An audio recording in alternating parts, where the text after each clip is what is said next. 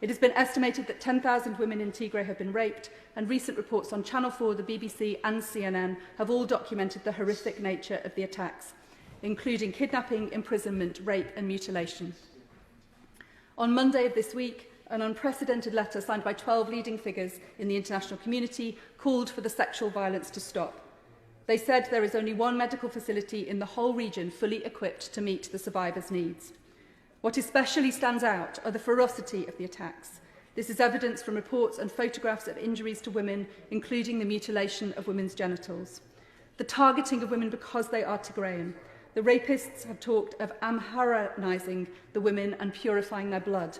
The use of rape as a weapon of war is always abhorrent and heinous, but for soldiers to claim to be purifying or cleansing women by raping them makes this violence look genocidal.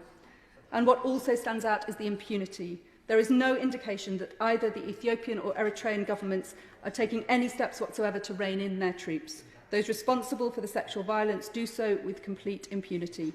On Tuesday, the Ethiopian government admitted there had been sexual assaults on women in Tigray, but sought to justify it as a consequence of the conflict.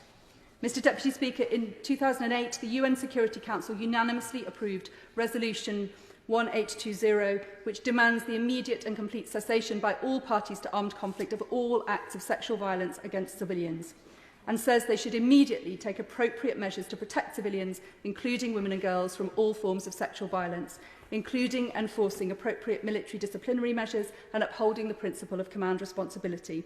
And it further goes on to say that rape and all other forms of sexual violence can constitute a war crime, a crime against humanity, or a constitutive act with respect to genocide. Will the government specifically ensure that the evidence of widespread use of rape and sexual violence in the Tigray conflict is collated and the perpetrators brought to justice in line with UN Security Council Resolution 1820?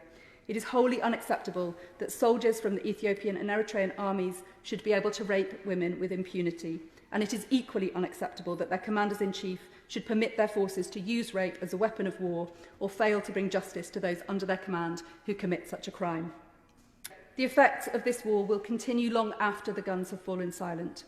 There will be empty spaces where civilian populations were murdered, and there will be a cohort of children growing up who are the result of the rape of their mothers.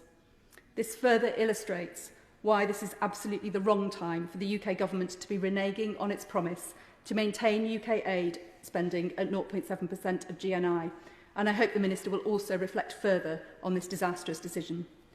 Yet even now, the UK government can help avert yet more destruction in Tigray and can provide justice for the survivors of the massacres and for the women who have been raped.